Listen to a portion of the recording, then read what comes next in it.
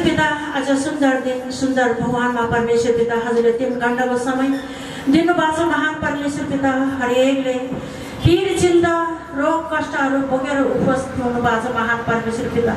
अब हाम्रो आदरणीय अगुवा संस्थाका संस्थापक हाम्रो आदरणीय हामी सबको अगुवा र यस कार्यक्रमका प्रमुख वाचक हाम्रो आदरणीय सर टेकबहादुर गुरुङ सर आइसक्नु भएको छ र हजुर तालीद्वारा स्वागत।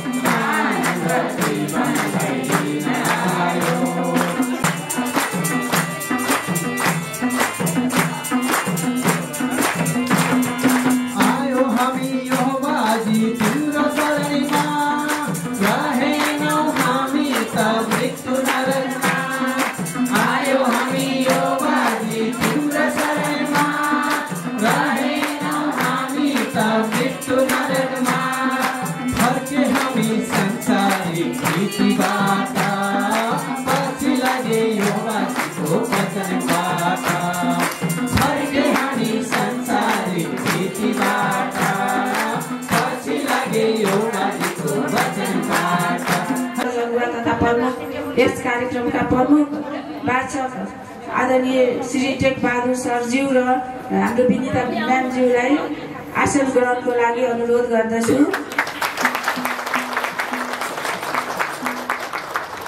र त्यसै गरी यहाँ सम्पूर्ण पाल्नुभएका सम्पूर्ण शाखाबाट आउनुभएका आदरणीय सरज्यू म्यामज्यूहरूलाई पनि मैले यथास्थानमा आसन ग्रहणको लागि अनुरोध गर्दछु।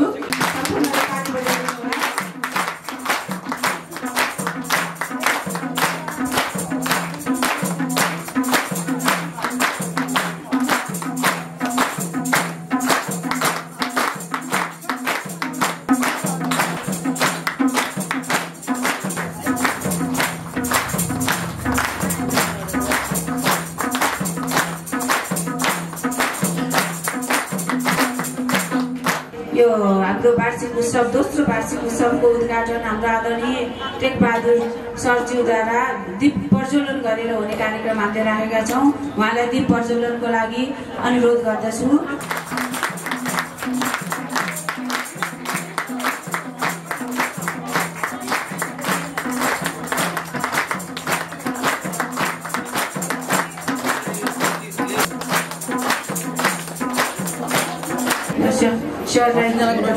आत्मदेखि धन्यवाद गर्न चाहन्छु सरलाई। धन्यवाद पितालाई। अब यो गवाईको समय हुँदैछ। यो सर्वप्रथम त तिनै लोकको सृष्टिकर्ता पिता परमेश्वरलाई जोरदार ताली सम्मान गरिदिनु होला। हाम्रा टेकबहादुर सर बिन्दा म्याम र लिडर सर म्यामज्यूहरू र सम्पूर्ण परमेश्वरको प्यारा प्यारा सन्तानहरूलाई पनि म चन्द्रबहादुर खिङको तर्फबाट एकमुष्टमा नमस्कार। हजुर मेरो चाहिँ यो 76 सालको गवाई हो। परमेश्वरले दिनुभएको गवाई कहिले पनि हाम्रो पुरानो हुँदैन भन्नुहुन्छ। अब त्यो गवाईलाई म दोहोऱ्याइरहेको छु। पहिला मैले परमेश्वर नचिन्दाखेरि म धेरै हालत र दुःख कष्टमा भिडिएको थिएँ। अनि मेरो शरीरमा चाहिँ घरमा गयो कि एकदमै एलर्जी आउने, फोकाहरू आउने, त्यस्तो गरी आउने हराउने फेरि दिनकै 3-4 चोटि आउने हराउने त्यस्तो हुन्थ्यो। जबदेखि मैले परमेश्वरमा सत्यवचन ईश्वरी मार्गदर्शनबाट चाहिँ अब अहिले हाम्रो आत्मिक ज्ञानमा चाहिँ हामी चाहिँ उ त्यो ग्रहण गरेपछि चाहिँ मलाई चाहिँ परमेश्वरले त्यो भलचङ्ग बनाएर राखिदिनु भएको। परमेश्वरलाई मैले सुसमाचार सुने दिदीबाट, त्यस्तै ग्रहण चाहिँ नै पाएँ। कान्ता म्यामद्वारा उहाँहरूलाई परमेश्वरको भरिपूर्ण आशिष र मेरो नमस्कार। त्यस्तै आज यस भवनमा उपस्थित हामी सबैका अगुवा संस्थापक श्री टेकबहादुर गुरुङ सर र बिन्ता म्यामलाई मेरो नमस्कार, परमेश्वरको भरिपूर्ण आशिष। म यो मेरो केही समय अगाडिको गवाई हो, मलाई परमेश्वरले दिनुभएको गवाई। यो मेरो दाहिने हात आजभन्दा 25-30 वर्ष अगाडि भाँचिएको थियो। यो भाँचिने क्रममा एकचोटि भाँचिँदाखेरि 3 ठाउँमा भाँचियो। 3 ठाउँमा भाँचिँदाखेरि दुई ठाउँमा जोडियो, एक ठाउँमा जोडिएन। त्यो नजोडिएको कारणले मलाई यो कहिलेकाहीँ झरी पर्दाखेरि, चिसो बढी हुँदाखेरि एकदमै हात दुखेर रोएर बस्ने, पेन किलर पनि दिनको 1 फाइल भनेको जस्तो पेन किलर पनि खान्थेँ। यही खाने क्रम यस्तो चलिरहेको थियो। त्यही चलिरहेको क्रममा यो हाम्रो गएको तिहारको बेलामा हाम्रो देउसी भैलो कार्यक्रम भयो। देउसी भैलो कार्यक्रम हुने बेलामा हाम्रा अगुवा कान्ता म्याम र राजु सर मेरो घरमा आउनुभयो त्यो निमन्त्रणाको लागि। त्यो बेलामा म एकदमै सन्चो नभएर 2-3 दिन अफिस पनि नगएर बसिरहेको थिएँ। त्यही बेलामा म्यामले के भन्नुभयो, बाबु तपाईँलाई म चङ्गाइदिन्छु, आउनुहोस् भन्नुभयो। उहाँले मैले केही नभनिकन उहाँले थाहा पाएर म सन्चो छैन भन्ने उहाँले थाहा पाएर उहाँले मलाई चङ्गाइदिनु भयो। त्यो चङ्गाइ दिनुभएको 5-7-10-15 मिनट भनौँ, त्यसपछि उहाँहरू मेरो घरबाट बिदा भएर जानुभयो। त्यसको केही समयपछि मेरो हातको दुखाइ भनेको कहाँ गयो मलाई थाहा नै छैन र आजसम्म अहिलेसम्म र यो मितिसम्म पनि मलाई यो हातको दुखाइ भनेकै थाहा छैन र मलाई विश्वास छ उहाँको चङ्गाई परमेश्वरको आशिषद्वारा अब यो कहिले पनि मेरो शरीरमा दोहोरिने छैन।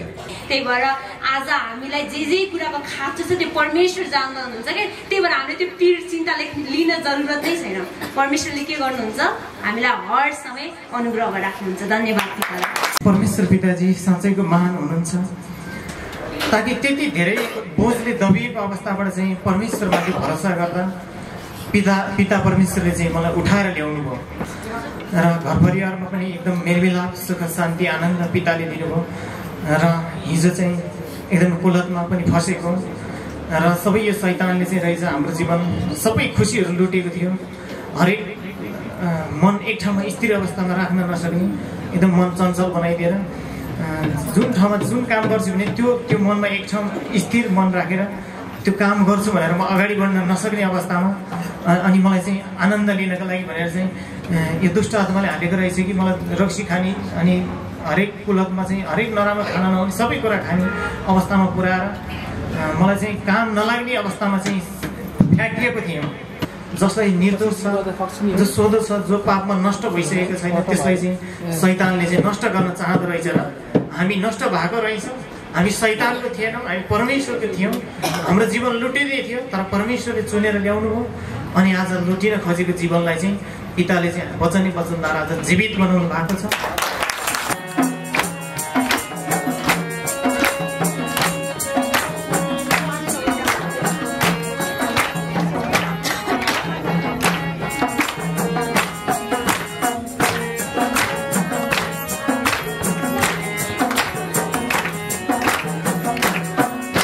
रोगीलाई निरोगी बनाउने, निसन्तानलाई सन्तान दिने, टुटे फुटेकालाई जोडिदिने, बगेका आँसु पुछिदिने, मन परिवर्तन गरेर जीवन परिवर्तन गर्नेवाला म छु भन्दै हामी सबैको हृदयमा विराजमान हुनुहुने महान प्रभु येशूलाई पिता परमेश्वरलाई सम्मान स्वरूप जोडदार ताली।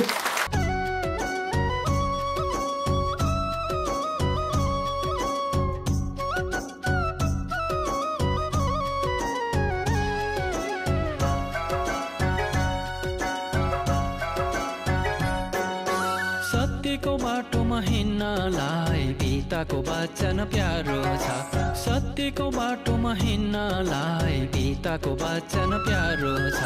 परमेश्वर पिता नचिने माइचाङ जिन्दगी जिउन गाह्रो छ। परमेश्वर पिता नचिने माइचाङ जिन्दगी जिउन गाह्रो छ। पिताको वचन चाखेसी, पिताको वचन चाखेसी, स्वर्गको ढोका खुल्नेछ चङ्बा प्रभुले मानेमा राखेसी। स्वर्गको ढोका खुल्नेछ चङ्बा प्रभुले मानेमा राखेसी। यस कार्यक्रमका प्रमुख अतिथि यस टोखा नगरपालिका वडा नम्बर 6 का अध्यक्ष हाम्रो यस कार्यक्रमको प्रमुख अतिथिज्यू लाई समयको अभावको कारणले गरेर थोरै मन्तव्य राख्दिन हुनको लागि मैले अनुरोध गरेको छु र थोरै समयको बावजुद पनि उहाँले हाम्रो कार्यक्रमलाई एटेन्ड गरिदिनु भएकोमा उहाँलाई धेरै धेरै आभार। यो मार्गदर्शन कार्यक्रमका सभाध्यक्षज्यू, मञ्चमा आसीन आदरणीय व्यक्तित्वहरू र यस हलमा सहभागी हुनुहुने सम्पूर्णमा मेरो व्यक्तिगत तर्फबाट टोखा नगरपालिका वडा नम्बर 6 को तर्फबाट यहाँहरूमा आभार प्रकट गर्न चाहन्छु।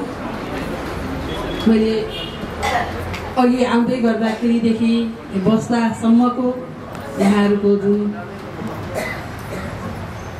परमेश्वरप्रतिको जुन अनुग्रह, जुन यहाँहरूको विश्वास मैले सुन्ने अवसर पाएँ।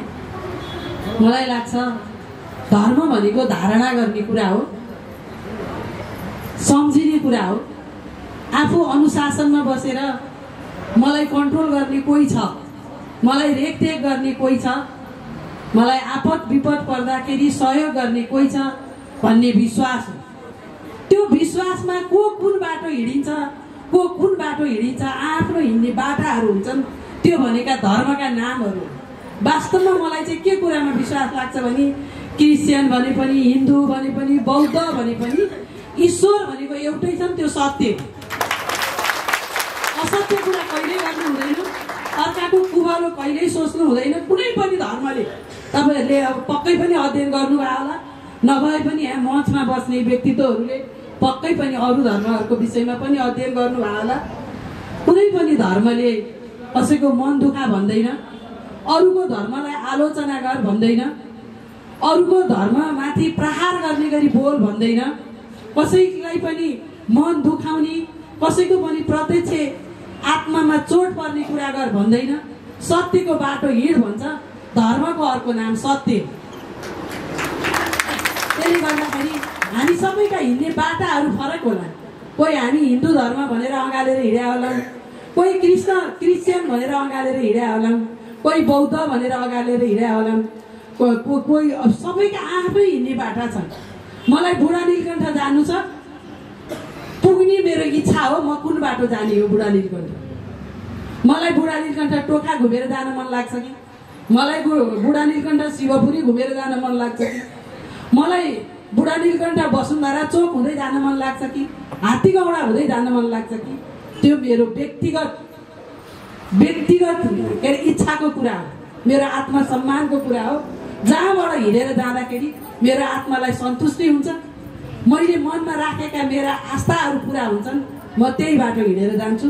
म यहाँहरूमा अनुरोध गर्न चाहन्छु, यहाँहरूले आफ्नो धर्मको पालना गर्दै गर्दाखेरि, आफ्नो ईश्वरमाथि विश्वास गर्दै गर्दाखेरि अरूको ईश्वरमा, अरूले विश्वास गरेको धर्ममा आघात पुर्याउने कामहरू पक्कै पनि गर्नुहुन्न भन्ने मैले विश्वास लिएको छु। त्यो विश्वासका साथ हिँड्यौँ भने हामी सबैजना एउटा सकारात्मक सोचका साथ सत्यका बाटा हिँड्यौँ भने पक्कै पनि यो जुन अहिले जति पनि नकारात्मक कुराहरू छन्, हामीमा असाध्यै देख्दै नेगेटिभिटीहरू फैलिएको छ, जताततै केही भएन भन्न मन लाग्छ, दिक्दारी लाग्छ। ती सबै कुराहरू चाहिँ पोजिटिभ सोचले, पोजिटिभ थिङ्किङले चाहिँ हामीलाई, आत्मालाई पनि आनन्द दिन्छ।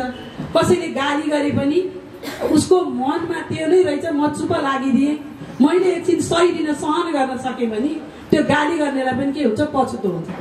उसले एउटा वचन बोल्दाखेरि मैले 4वटा वचन फर्काएँ भने उस्तै परे त्यो झगडा गर्ने मान्छेले मलाई पिटेर हिँड्छ। त्यसले गर्दाखेरि हामीमा संयमता हुनुपर्छ।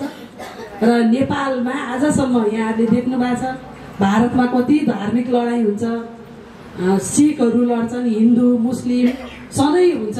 आजसम्म हाम्रो देश नेपालमा धार्मिक सहिष्णुता छ। जात जाति धर्म भाषा वर्ण हामी सबै मिक्स कम्युनिटी छौँ, सबैजना एक अर्कासँग मिलेर बसेका छन्। हाम्रो इतिहासमा आजसम्म धर्मको युद्ध छैन। त्यो किन भन्दाखेरि हामीले एकले अर्को धर्मको सम्मान गर्छ। अर्कोको धर्ममा बोलाउँदाखेरि, अर्कोको धार्मिक कार्यक्रममा जाँदाखेरि एकले अर्कोको धर्ममा सम्मान गर्ने बानीको विकास भएको कारणले गर्दाखेरि आजसम्म हामी धार्मिक युद्धमा पर्नु परेको छैन।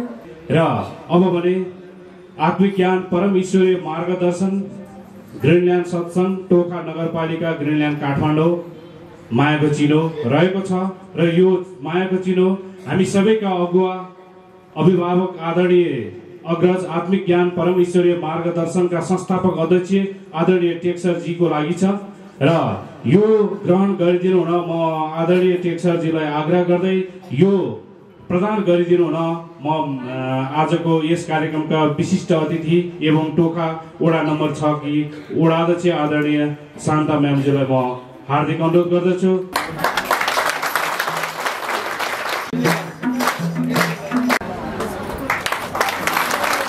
गीता पौडेलज्यू यस सत्सङ्गमा यहाँको बहुमूल्य समय परिश्रम र योगदानको कदर गर्दै यहाँलाई सम्मान स्वरूप यो मायाको चिनो प्रदान गरिएको छ। परम प्रधान परमेश्वरलाई हृदयबाट जोरदार तालीले सम्मान हाम्रा संस्थापक सरजी म्यामजी लगायत ठाउँ ठाउँबाट पाल्नुहुने र यस स्थानका अगुवा पुजारी कान्त म्यामजीलाई र सम्पूर्ण आत्मिक जनहरूमा परमेश्वरको भरिपूर्ण आशिष र हरेकमा उन्नति प्रगति परमेश्वरले दिइसक्नुभयो, हरेकमा शान्ति छाइसक्यो। अहिले जिउँदो परमेश्वरलाई जिउँदो मन्दिरको खाँचो छ। त्यही भएर आज पुत्रद्वारा परिवर्तन गरेको नियम अनुसार व्यवस्थालाई खारेज गरेर व्यवस्थालाई पुरा गरेर आज अनुग्रहको नियम हामीमा दिएछ। व्यवस्था पूर्व के थियो त? भौतिक मन्दिरमा परमेश्वरको वास हुन्थ्यो। आज परमेश्वर हामीमा वास गर्नु भएको छ। परमेश्वरले पनि मनुष्यद्वारा नै काम गर्नुहुन्छ र दुष्ट शैतान पनि गरेर कालो भएर आउँदैन कोही पनि, उसले पनि मनुष्यद्वारा नै काम गर्नुहुन्छ। त्यही भएर हामी एकदमै के हुनुपर्छ? सावधान हुनुपर्छ। को मनुष्य परमेश्वरको स्वर्गदूत भएर आएको हो कि दुष्ट शैतानद्वारा आएको? धन्यवाद छ पितालाई। धन्यवाद धन्यवाद धन्यवाद परमेश्वर पिता यसो मसीहको नाममा र हामी माझमै विराजमान हुनुहुने परमेश्वर पिताजीलाई तालीले सम्मान गर्नुहोस्। र आजको कार्यक्रम राख्नुहुने सभापतिज्यू कान्ता म्याडमज्यू र विशेष अतिथिज्यू र ठाउँबाट आउनुहुने अतिथिज्यूहरू, परमेश्वरको प्यारो प्यारो सन्तानहरूलाई सबैलाई मसीहको नाममा विनती गर्नु। सबैलाई नमस्कार। परमेश्वरको भरिपूर्ण आशिष कतिको उत्साहित हुनुभएको छ। आज परमेश्वर पिताजीले हामीलाई एकै ठाउँमा राख्नु भएको छ र आत्मिक भोजन खुलाइराख्नु भएको छ। हामी भोकाएर आएको थियो भने आज परमेश्वर पिताजीले वचनद्वारा तीर्थ बनाएर यसो प्रभुको नाममा परमेश्वर पिताजीले आज हामीलाई जलेको मनलाई शान्ति दिनुभयो। पितालाई तालीले। परमेश्वर महान कृषिल अनि जीवित हुनुहुन्छ। हामीलाई महान परमेश्वर पिताजीले त्यो कार्य गरेर देखाउनुहुन्छ र हामीलाई परमेश्वर पिताजीले के कारणले बनाउनु भयो त? मनुष्य भन्दा पहिलो कुरा त परमेश्वरले हामीलाई शरीरमा बनाउनु भयो। किन भन्दा परमेश्वरले आफ्नो महिमा गरोस् भनेर, महिमा गर्नको लागि मात्रै परमेश्वरले बनाउनु भएन। आज हामी कति हुनुहुन्छ होला? वचनमा त यो भनिएको छ हामी कोसँग डराउनु पर्छ अरे? कोसँग डराउनु पर्छ? हजुर हामी कसको भय मान्नु पर्छ? परमेश्वरको भय मान्नु पर्छ। तर हामी परमेश्वरको भय मात्रै मान्ने भयो भने हाम्रो जिन्दगी उलट पुलट हुन्छ क्या। तर हामी ग्यास्ट्रिक भयो ग्यास्ट्रिकै भय मान्छौँ, सुगर भयो सुगरको भय मान्छौँ र ओहो आज मैले औषधि खान लागे कि पो भइहाल्छ कि पहिल्यै उहाँ आइसक्छ, सुगरको भय आइसक्छ। प्रेसरको औषधि खान बिर्स्यो भने आज मलाई परमेश्वरले बिर्साइदिनु भयो। आज पक्कै पनि केही हुँदैछ परमेश्वरको योजना भनेर सम्झिनुहोस् न। ला मैले त प्रेसरको औषधि खान बिर्सेँ त, यहाँ पुरो मेडिकल कहाँ छ भन्न थाल्नु भयो भने तपाईँ प्रेसरसँग डराउनु भयो। विपनमा हजुरलाई सम्झिरहन्छु,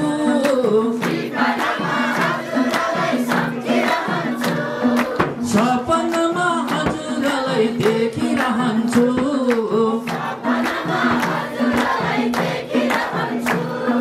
हजुरको आज्ञाकारी सन्तान बन्नेछु, जान्ने होइन म त पिता मान्ने छु। अझै तारी झमझम अझै उसाइदिनुहोस्। हजुर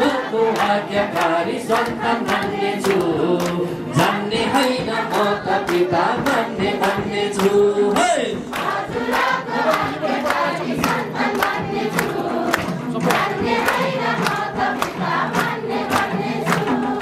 हजुरको आज्ञाकारी सन्तान भन्ने छु जान्ने होइन माता पिता मान्ने छु हजुरको आज्ञाकारी सन्तान भन्ने छु जान्ने होइन माता पिता मान्ने छु